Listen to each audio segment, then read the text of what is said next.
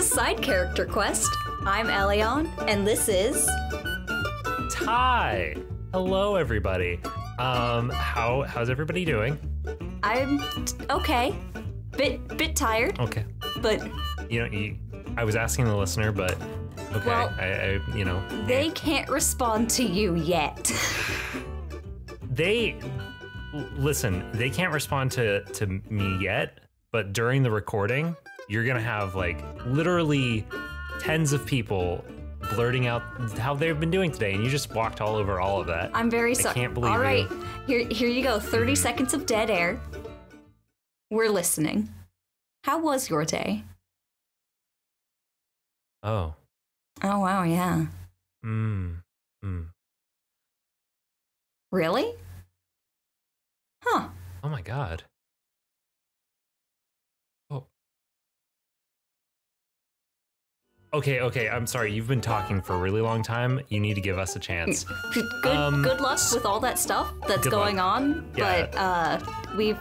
But Deirdre's here and she's ready to go on. So she's ready to play. First, we should do a little recap of what happened last week. Basically, Deirdre is a half-orc cleric. Correct. Paladin? Cleric.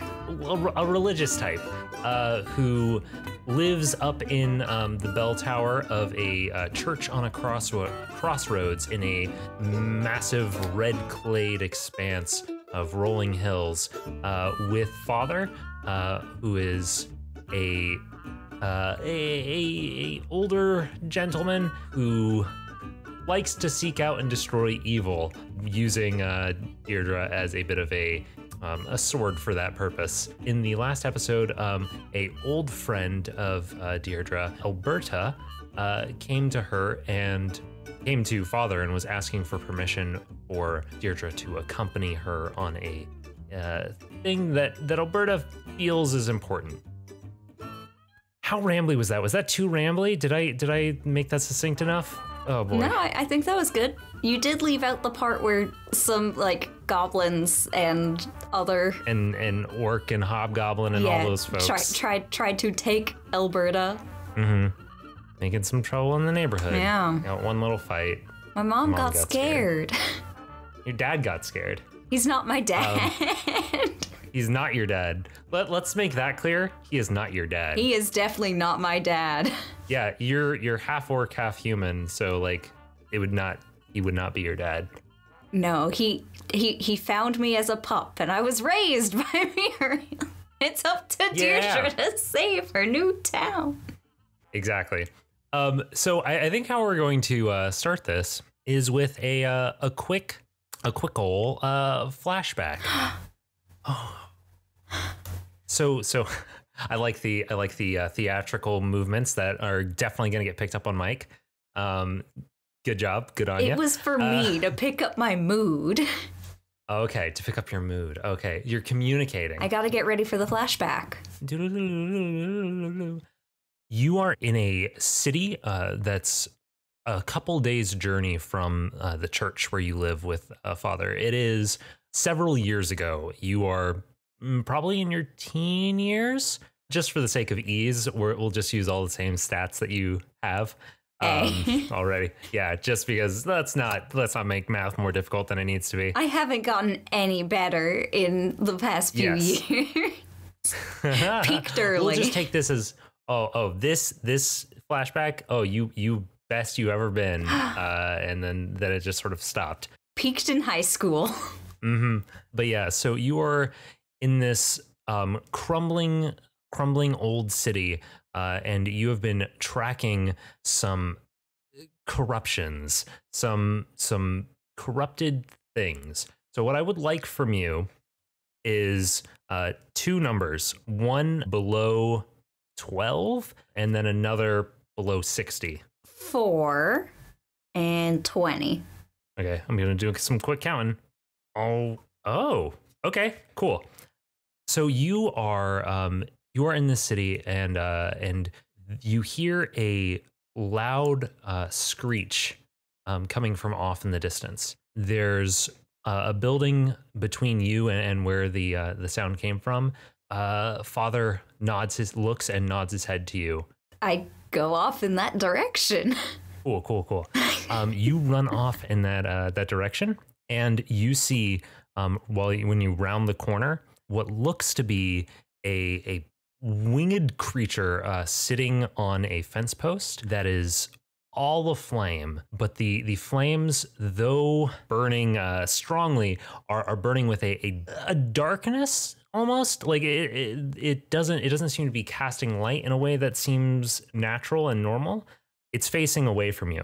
As you step forward, it spins its head 180 degrees around, looks at you directly, and screeches a second time. Personally, I am digging the aesthetic. I was about to be like, I pull out my sword. I don't have a sword. I have a mace. I pull out my mace.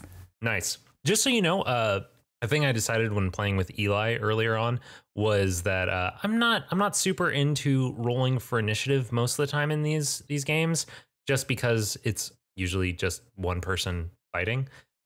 So, you know, if you act first, then you get to go first in the order.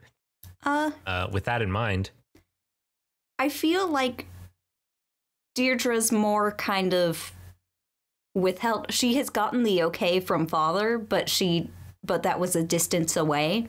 She's gonna kind of wait to see what this thing does, but she's ready. Like, if it comes at her, like, she's ready. When you while you're thinking that, you're sort of grinding your feet into the dirt. You have your mace at the ready, but you're still a little not quite as sure of yourself as you are in the years, the future years as far as combat goes. And this creature takes off to the sky while still eyes are directly on you, and then it circles in the air and then streaks down, and it's going to attack at you. So 9-2 AC, I assume no. If I've got my same stats, nah, dog. Nah, yeah, dog. So this creature flies past you and does not hit, but does not hit you directly, but it's still going to do 1 fire damage as it swoops by and singes you a little bit. Rude. Yeah, it's very rude. I can't believe this thing. So now what you gonna do? It is circled back into the air fairly high up. Maybe by fairly high up, I mean maybe like the top of the building, so like 15 feet up. That's actually pretty low, honestly. Yeah. Low enough that I could hit it with a light crossbow. But I feel like I would have that strapped to my back, and I already have the mace. Does it look like it's gonna swoop down again, or it's just kind of... It looks like it's this thing you have in your time. I'm trying to decide if you would just know this. I think that you would. In your time, like hunting these sorts of things with Father, you've learned that they are very aggressive, and it's probably going to attack you again. All right. Whenever they see people, they're just like, let's take them out. So yeah, do you just brace yourself? Yeah, I get ready to swing when it comes down at me. Cool. So it is going to come down again, and it's going to you've readied an attack. I have. It's going to come down, and it's going to attack you again. It's again not great. 12 to AC. Nope. Yeah. And so fun fact, as a owl, this creature does not trigger opportunity attacks. However, you readied an attack, so you can attack this shit. So go ahead. Oh shit. Does a 10 do it? It might. I mean, honestly, it might. No, barely. Yep. Barely misses. Yep. So this thing swings back up. And then while it's back in the air, this is going to be a little bit of back and forth, folks. So unless you end up having another idea. So it's going to swing back down at you. And 5. No. You guys are doing real bad.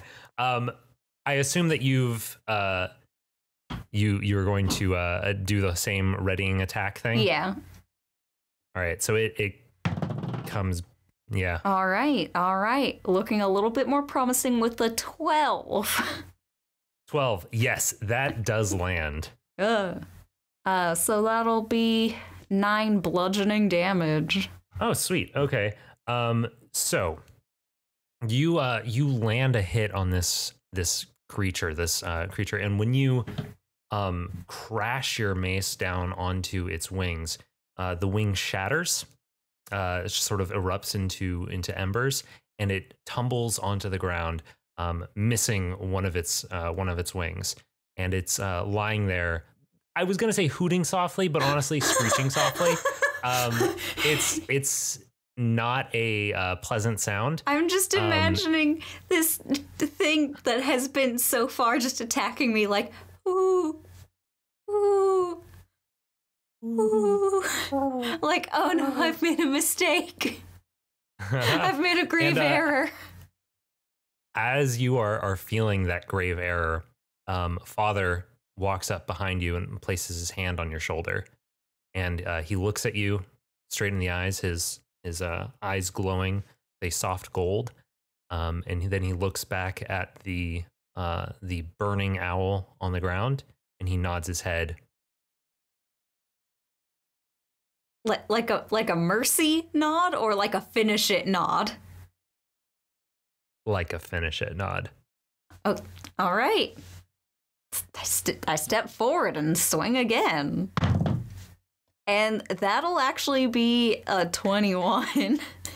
So you slam forward, crashing the mace into the ground, bringing embers up into the sky, up into the air, filling your vision, and a small piece of you burns away. We flash back to present day, and you are riding alongside Elberta.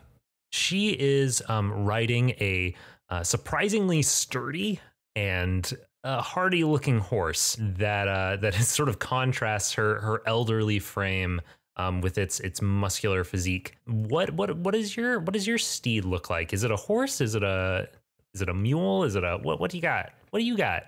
I feel like a mule, a hardy animal, but stubborn, mild. Mm-hmm. Just gotta have a force of will. I really like that, because a mule is a half horse, half donkey, and a half orc is a half human, half elf. Or half orc. Half human, half elf. Half human, half elf. Yeah. Wait. So I feel like a half orc would see the honor in riding a mule. You know, seems like it'd be good. So you guys are riding together. This is the day after she came to you, looking for help. And what have you guys been talking about on this ride? Like, have you asked her any questions, or are you curious at all about anything? Well, see, the thing is, Deirdre doesn't speak unless spoken to. So she would mostly spend the ride in quiet contemplation. Okay. Okay, that's fair. That's fair. So while you guys have been riding along, there were 2 paths available to you as you're making your way towards the ultimate destination. Death? Yes, the ultimate destination of death. No, you actually do roll back to earlier in the day. You guys are preparing she is preparing her horse to ride without a cart. You are preparing your mule with its saddle, and Elberta turns to you, her eyes, her face wrinkled, and pretty like wizened from the wind and from the sun and all of those sorts of things. And she says to you, "Well, child, how are you doing this morning?" I am doing all right. How are you? Oh, dark thoughts have been passing my mind. I truly appreciate you coming this way. I really do. I really appreciate your help for this. It's I love the just like not gonna say anything unless a specific question is asked. It's very good. It's very The only bad thing is like I'm sitting here like, is this good for podcast? I will say that feel free to, if Deirdre wouldn't say something, but she would be thinking something, feel free to verbalize that, like what's going through her mind, so I can sort of respond to visual cues that I might pick up based off of that. Okay. You know what I mean? Yeah. Yeah. Elberta is sort of looking at you, as you're silently packing up your mule. Does your mule have a name? Does my mule have a name? Veritas. Veritas. That's very good. Veritas, very good. As you're packing up Veritas, Deirdre, Elberta looks at you again and says, are you at all curious what it is we're doing? I'll take that as a no, I suppose. Curiosity is not in my nature. Her eyes sort of shade a little bit. You see a flicker of sadness. I don't know if that's the word. Maybe a little bit of anger, not towards you, but just in general. And she says, well, I suppose all you need to know is that we're making our way to the wall of Bregatone. And this is a place that you definitely know about. There's a massive wall far off to the west of you, southwest, I would say. And it's going to be a long journey. All right. Father told me that you and he have made that way before. I personally haven't been since I was quite young. And I honestly, I don't know the safer ways. So would you say that it'd be better to go by the river or by the cliffs? And roll me a history check. Ooh. Yeah. 12. Okay, actually, no, that's a 13. I can add. Gotcha. So you know that the way by the river tends to be a little bit more populated, which isn't necessarily a good thing. But it's a shorter and more direct route to Bregatone. The landscape is a little bit softer. The other direction, you're less likely to run into people, but the path is going to be a little bit longer, just because of like more treacherous terrain for your horse and mule. Which do you recommend? I'm setting up decisions. I'm trying to think of like what way she and father would have gone before. Because on one hand, I feel like when she was younger, father would have wanted to keep her away from outside influences in the more populated roads, but also he was teaching her how to heal and like help the poor, like the righteous poor. Yes. I just to add something about the setting that you're in. He probably would be instilling that idea into you of helping the righteous poor, but in this particular type area of the world, you don't end up running into a lot of those, just because the area you're in scares away most people. It's a dangerous area. Yes, but some people don't have the means to leave. And those are the ones that we help. That is precisely the sort of thing that he would share with you. Fair point. You have taught me something about one of my own characters. So good job. Beautiful. I honestly feel like she would present both options, just like back to her, like, the by the river is shorter but more. I should have listened back to the previous recording because I cannot remember my voice. You're doing it pretty well. Like I think that's pretty spot on. It's like you could do what I did, which is mine is just not have soft. Just soft and a little bit stilted and not saying anything more than what's needed. That's what it sounds like to me. You could do what I did with Father, which is to do everything with stage direction and not actually say any words. The way by the river is easier on the animals, but there's more likelihood that we'll run into others that may hinder our path. Yet by the cliffs, it's longer and more treacherous terrain, but less populated.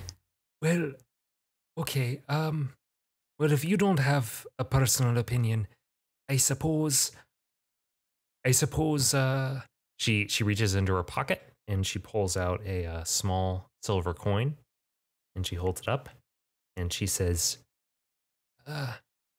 heads for the river, tails for the cliffs.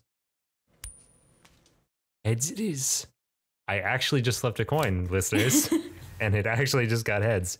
So yeah, oh man, we're doing all sorts of flashbacks, flash forwards. Oh boy. Flash forward back to where they were on the trail. This time you are, we now know, zoom out camera. You see the both of them standing or riding side by side on a thin path along the river. You are making your way downtown, walking fast, faces past, and I'm homebound. Yes, that. Am I gonna keep that in? Who knows? Who knows?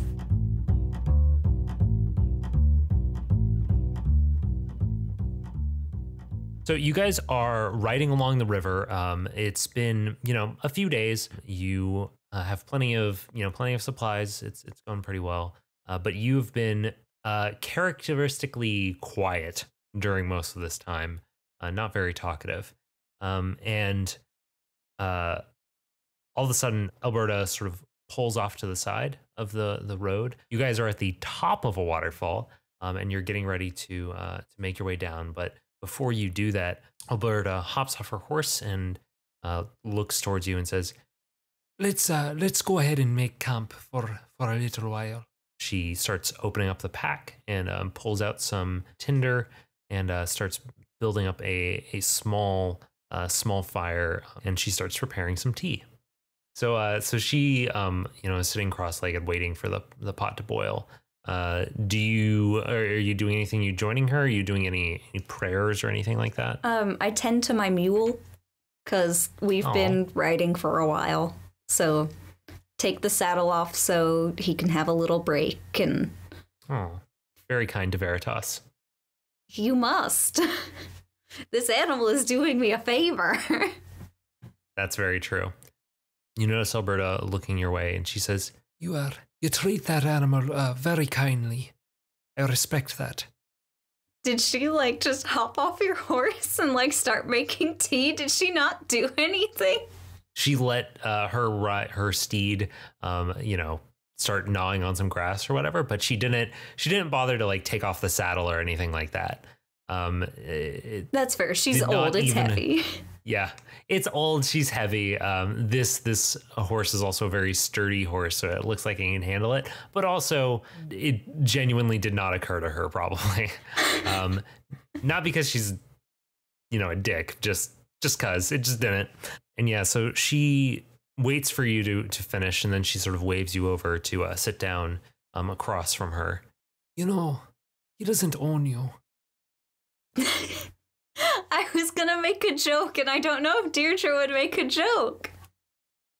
You can keep in mind that you've spent time with this person before. This is somebody that father has had around at times in the past, and has like let you spend time with.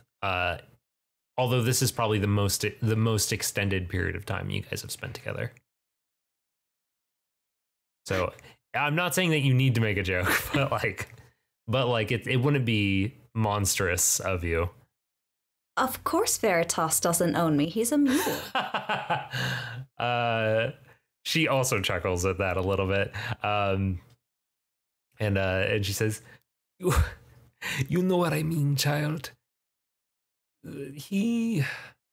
Father is a good man trying to do good works, but he's always treated you more harshly than you probably deserve. I hope you know that you can find your own way if you ever feel you need to. If you ever want to, you could. You're strong. You're a good person. At this point, the pot starts making that high-pitched whistle, and she picks it up off of the hook that's hanging it over the fire, and pours a glass for both of you, or 2 glasses, one for each of you, into a sort of tin cup. That's gonna be a hot cup. Hot cup. I assume you're wearing gauntlets of some sort. Probably. Some gloves at least. She's just got like these hardy fingers. They're just like, oh, I'm fine. Just a tin cup full of boiling hot water. Boiling hot water. Perfect. With some leaves in it. With some leaves. Yeah, she's got that roasting up, and she blows on it for a little bit, and then starts sipping on it. And she stands up. You've spent all your life trying to follow in his destiny, his path, trying to destroy whatever evil you see. And I get that. That's noble. And she shakes her head a little bit. I never knew who I was. When Father found me, I was lost. I was afraid. I was alone. And I didn't remember anything. I'm starting to remember now. And it's scaring me. I see things. I see lands that are green with grass. I see people. I see civilizations that haven't crumbled. Lands that are fertile and pure, and I look out around these red clay, this desolate paths with brigands and scoundrels around every corner, these corrupted beasts that Father fights. What is this place that I'm remembering? What are these dreams that cross my mind? She steps forward, looking out across the river. I fear there's something's changing, and I don't know what to do.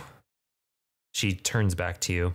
She places a foot forward, and the ground crumbles underneath her foot, and she drops down. What do? I drop my cup of tea and reach out to try to grab her. She's like going down a hole, like... She is going down a hole. Roll me a dexterity check. Or you can argue for something that you have... that you are better at, if you can make that argument. Look, it's not gonna be Constitution or Wisdom, so Dex it'll have to be. Dex it'll have to be. Okay, go for it. No, Doc, that'll be a 7. A 7. Yeah, so you jump forward, flinging this cup ahead of you as you try to jump over the fire as you see her slipping down, and she you see her eyes widen with surprise as the ground just gives way underneath her, and your hand goes over the hole after her whole body has gone down it, and you hear her. You hear a thud, and you hear her shout as she slams into the ground in the darkness below. She cries out, and you don't hear any movement. What do you do? Well, if I jump in after her, I might land on her. That's true. Roll me a perception check. That seems fair at this moment. I kind of also want to grab, like, the fire didn't go out through all of this, right? I could probably just grab a stick that's a flame and essentially have a torch. Yeah, you could. In fact, give me an advantage on that perception check. You grab that torch and light your way. All right. Perception. That'll be a solid 19. A solid 19. Yeah, that's really good. So you hold this thing down below you. You see beneath you what appears to be some sort of man-made structure. There's stone, brick-laid walls built into this cliffside that you're standing at the top of. There's, paint the scene a little bit. You've got a waterfall or a river next to you, dropping down a short, maybe 20-foot cliff. She has fallen into a structure built into this cliff. You see two sort of like desk sort of things on either side of this space below you. You see what looks like some sort of frame on the far left, and then you see some doorways below. But most importantly, you see the crumpled form of Elberta sprawled out on the ground far 15 feet below you. Does it look like can I see any any creatures or anything down there, or it's just she is injured because she fell? It appears that she is just injured because she fell. You don't see any creatures or anything like that. Okay, I think I have rope. I do not have rope. Oh no! That's not included in a priest's pack. Yeah, that is good to know. So let me lay this out again for you. You've got about a 20-foot drop, something like that. You've got a couple desks in this room. You've got a framed space, and then you have a few doorways leading off of this room. And it's fairly dark. Veritas, stay. And then I'll go in and try to kind of hold the ground so that I can swing myself a little bit away so that I don't land on her. Yeah. I was gonna be like, and I'd like to have my shield out, but I feel like that would make it more difficult to control my way down this hole. So fair. Shield strapped on back. Gotcha. So you sort of swing yourself down. Roll me an athletics check to see how you do. How I do? A 21. Blackjack. Oh shit. Yeah, so you managed to swing down, and you actually land on one of these sort of rock, sort of not rock is the wrong word, like stone hewn desks that's maybe 5 feet off. So it cuts your drop down significantly. Bend your knees on impact and absorb the hit pretty well. It sends that sort of shake up your body, but does not do any damage or anything. And you find yourself in this room. Did you drop that torch down into the room before you fell? I probably tried to toss it kind of towards where I was also aiming so that I also didn't drop a flaming stick onto this poor unconscious woman. You have dropped this torch down, and it landed between the desk that you're standing on and the wall. Right into a puddle, because we're right next to the river. Right into a puddle. You actually, hey, real talk, I had envisioned there being a puddle in the center of the room. So had I not just said, that it dropped between the desk and the wall, then yes, I would say that it did that. But no, you threw it away from her body and thus avoided the puddle. Thank goodness. Thank goodness. You can see from the light cast by this slowly going out torch, just because it's laying on the ground.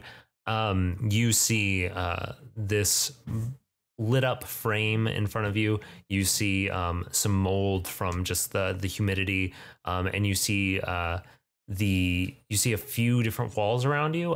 One of which you have two on one wall. Sorry, not. Did I say you see these walls around you? I meant to say you see these doors around you. Two of which are on one wall and then one on the other. The one by itself has a bunch of rocks blocking it, and yeah, that's what you see right now. Elberta groans softly from the center of the room and lifts herself up onto an elbow. How bad off does she look? You've mentioned before that you learned some healing stuff. She does not look great. You walk over to her and sort of like check her legs, and what's the process you go through checking to see that if she's okay? She probably just like basic first aid sort of things, like, all right, are you bleeding? Like, can you move? Does that hurt? Do I see any bones that where bones should not be? Perception check. You see no bones. Yeah. You see no bones. You see no blood. And she looks at you and she says, "Well, that was an exciting incident, I suppose." And she tries to pull herself up, but as soon as she puts weight on her ankle, it just immediately like gives way, and she stumbles a little bit. All right. Yeah, she is not walking well. Definitely not climbing or anything. Okay, I'd like to cast Healing Word on her. Okay, do that. So that'll be 6 HP. You see some of the bruise fade. You see a weight lift off of her shoulders as she straightens herself and gingerly rests her weight onto her ankle, but does not stumble this time. And she looks quite a bit better.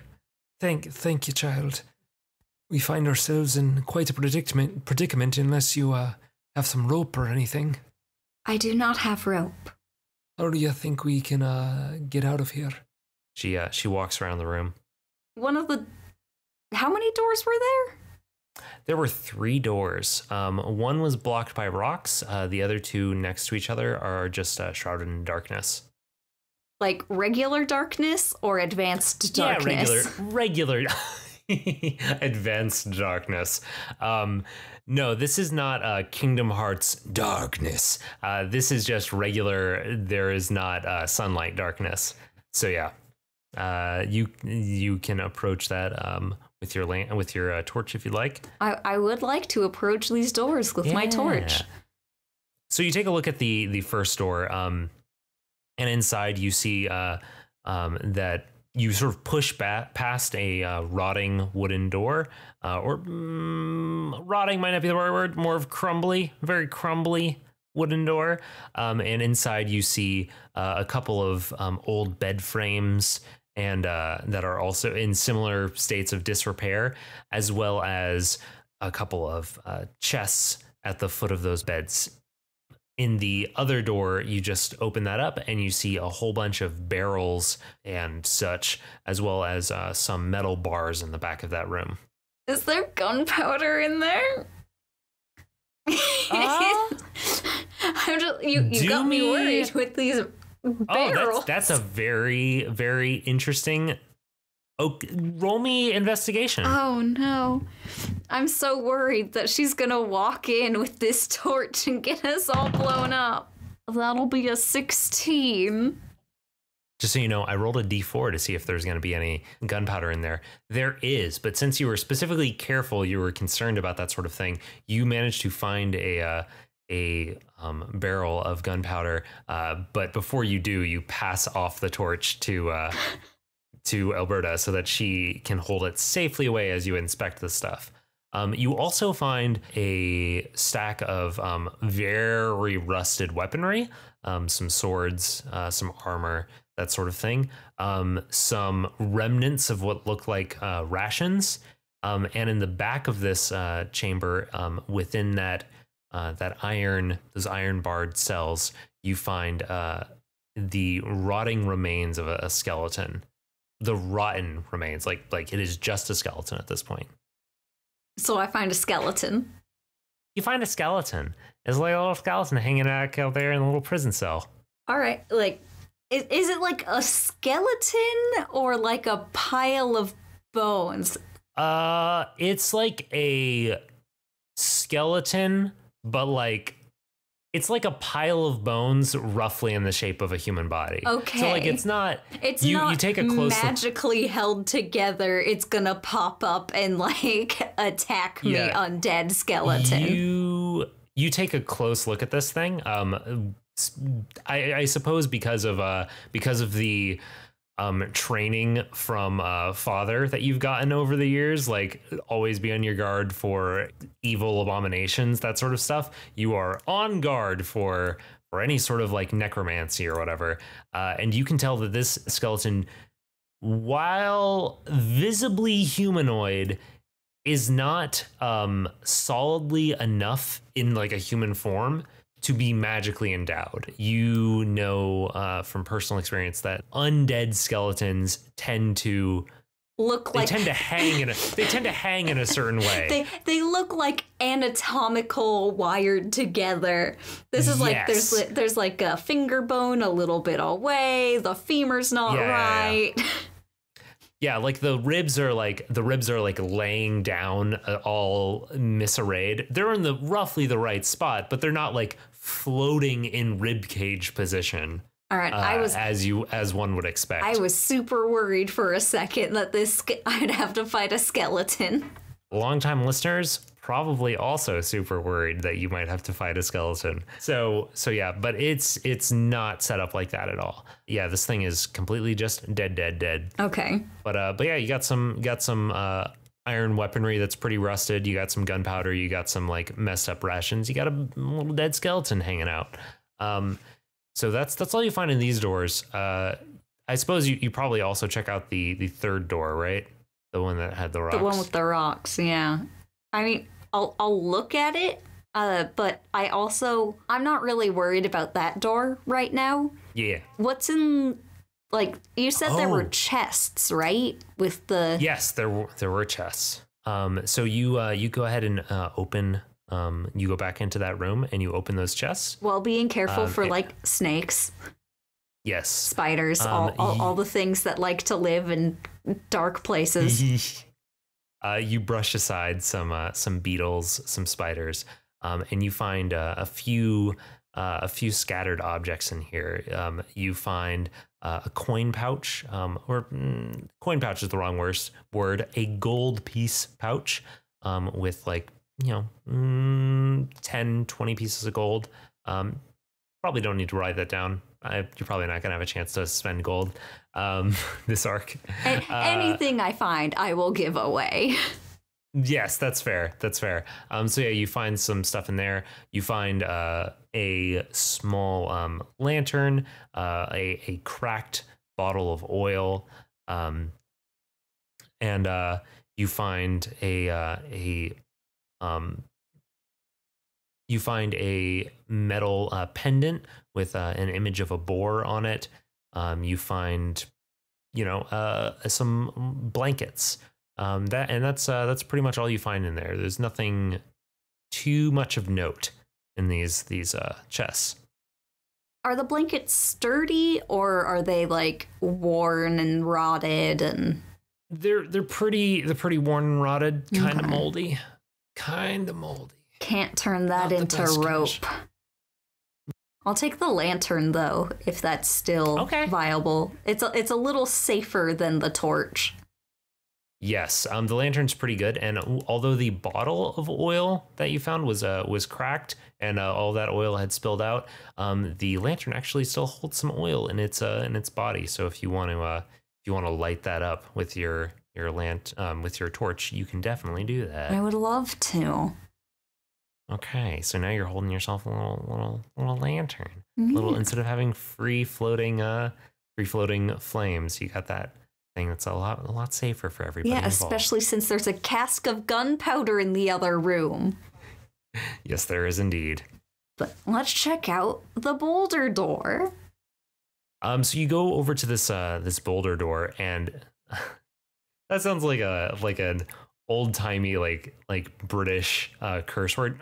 Boulder door, boulder door, or maybe like an off-brand headmaster of Pig Lumps School of Witchcraft and Wizardry. Hello, I am Professor Boulderdore, the headmaster here at Pig Lumps. I was thinking an off-brand Balderdash game. That too. That also works. So you come up to the boulder door, and looking over it, you can feel a sort of a breeze coming in. You can see a little bit of light peeking in through these cracks, and you can hear the sound of the river, the waterfall crashing down from the other side. Neat. We're behind the waterfall. So how big are these rocks? Like, can I pick them up and move them, or do I need leverage? They are fairly large. You could try moving them with leverage if you've got something that you'd like to sort of crowbar those things out of the way. I mean, you did say that there were like some old swords and stuff, right?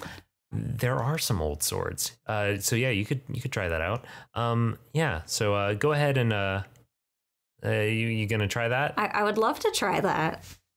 All right. So you make your way over, grab some old iron swords, rusted iron swords, and you stab them deep into the heart of this door beast, and do the whole simple machine, putting some weight onto this lever, and try to get it out of the way. Give me a strength check. 5. Ugh, you really got to put your back into it. You really... Listen, I know you can do better than that. But you try as you might. That was just a test lever. Yeah, try as you might. You cannot seem to get this thing, get these boulders out of the way that way. What you gonna do? What you gonna do? Well, there's nothing else for it. Let's grab that cask of gunpowder. Delightful. Okay. So yeah, you describe this. How you go about doing this? So first off, I'm gonna have I almost called her Elphaba. That's not her name. Jesus Christ. Elphaba, Elvira. I'm just very Elvis. bad with names. Oh, that's perfectly fine. You've only known her most of your life. Pretty soon I'm gonna call her my own name. It starts with the same letter. Yes. It's got 2 of the same letters, honestly. I don't know. Elberta. I'm gonna have her hold the torch and the lantern away from Nice. the gunpowder. We're not gonna have any problems with this fire until we want problems with this fire. Okay. Lay down a thin trail from like that back room with the cell Yeah. to the boulder, like all the way up to like a little pile, and then I put the whole... Make sure to avoid the puddle going through the middle. I'm still a little soaked from falling in that. I'm not gonna put it through a puddle. I know. You're a strong, capable person. Go ahead, I'm sorry. Thank you. I do a path. Yeah. Carefully, gently, thin path. A little pile like in the rocks, and then I just wedge the cask in there. And we get back into that back room where I set the lead, and I take the torch, and I touch it, and then we get all the way to that back wall. Are you wait? So you're in the other room? Yeah. Is that correct? Okay, nice. Shrapnel. Okay. That's shrapnel. Yeah, no. Yeah, I definitely would have had you like do some saving throws if you were not doing that. If I know enough to use gunpowder, I know enough to use gunpowder safely. Not just use gunpowder, but think that it might have been there and recognize it when you find it. You're all about that saltpeter. We are in a secret room. Yeah. So you lower that fire down to the thing and you touch it down and it's like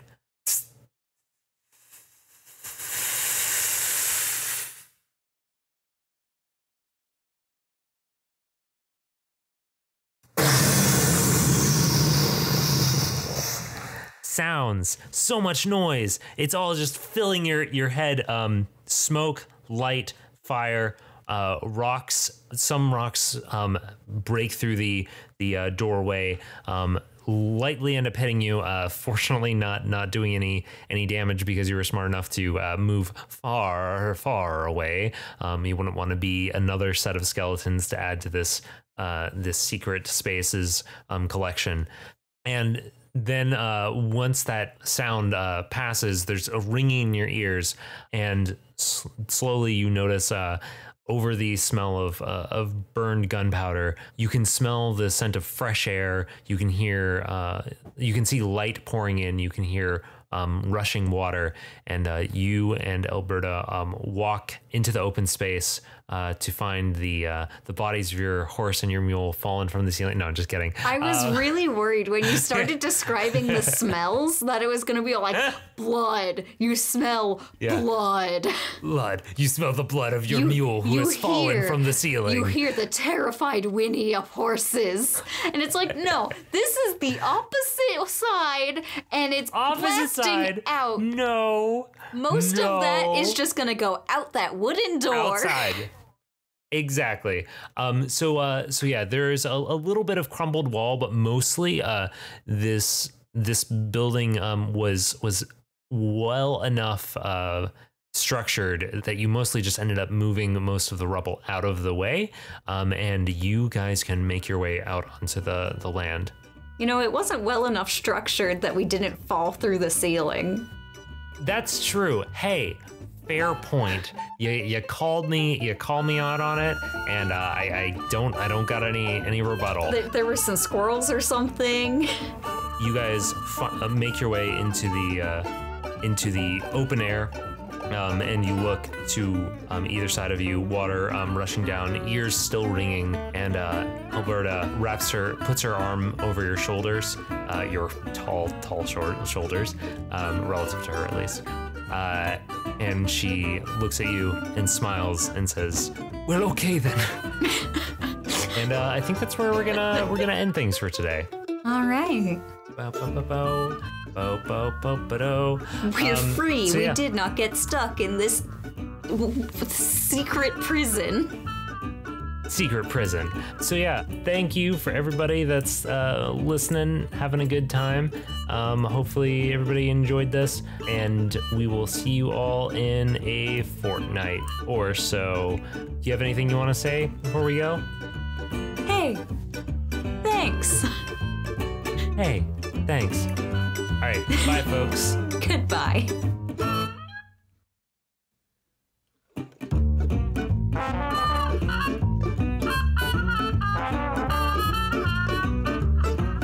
Thanks to the Joy Drops for the use of Not Drunk as our intro and outro music.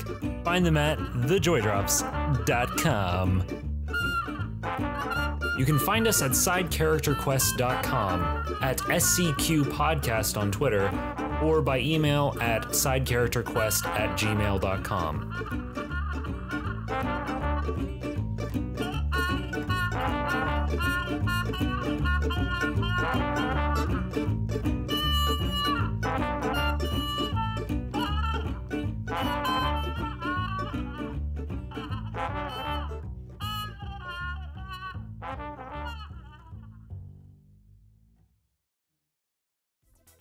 You might have already heard of Wonder Woman, but did you know that there were several people who went by Wonder Girl? You've heard of Spider-Man, but did you know there's more than just Peter Parker? Well, here at Capes and Japes, we can fill you in on all that stuff that you maybe didn't know. My name's Olivia. And I'm Eliane, and you can catch us every Tuesday wherever you listen to podcasts. We'll see you there. There'll be like a little music playing and then bloopers. Oh God, what was her name? That's a good thing to know. Deirdre or No, Elberta? Or did you just say my own character's name? yeah, I was like, did you forget her name? No, it's I mean, that's that would on be my sheet right here. I can look at that. Okay, cool. Good. So you're asking the name of the woman that you were escorting? Yes. Her name is Elberta. Elberta. For whatever reason, my brain was like Elvira, and then I'm like, no. That's not bad. I am not mad about that at all. I'm just like, that's definitely not what her name was. You would remember if that was her name. This is all getting edited out as I roll stuff and do stuff. And what is it do? Excuse me. This beer though, making me burpy. Oh no. You should try Gatorade. Gatorade. I do have water. I also have water. I have water and Gatorade. I'm going to be hydrated. Nice. I mean, for whatever reason, Dungeons and Dragons seems to be like, yeah, we're in taverns, we're getting drunk, there's ale. It's very much like how Ren fairs are very much like that. Yes, very true. I feel kind of silly looking back that my pilot episode like opened in a tavern. How very Dungeons and Dragons of you. How very Dungeons and Dragons of me. But so far no Dungeons and Dragons in the actual first season. Buckle in, folks. And this is the next 3 episodes. So yeah, what are you doing now? No, I'm just kidding. We're riding quietly. We're riding quietly. So then Elberta says, I spy with my little eye something red. I spy with my little eye something blue. And you're like, the water. And she's like, yeah, okay. I guess.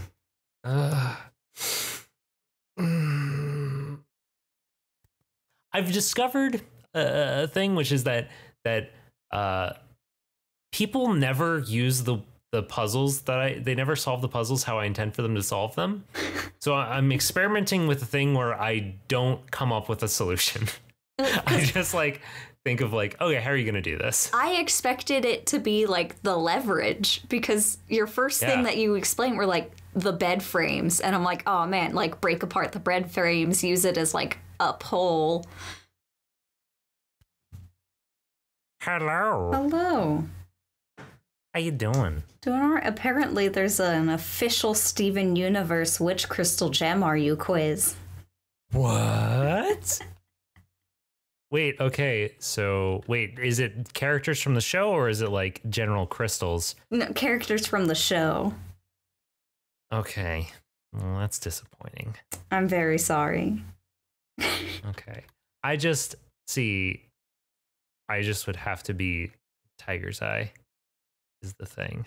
I mean, that's a very good gem. Right? and now I'm just like, now I want to go grab my piece of Tiger's Eye. Let me go grab my fancy rocks. Yeah. Just like, hey, have you seen my rocks yet? This is. It's good rocks. Do you have a good rock? Do you want to show me a good rock? I will see a good rock. I have too many good rocks. Is the problem. Okay. We will hold off on the good rocks. Okay.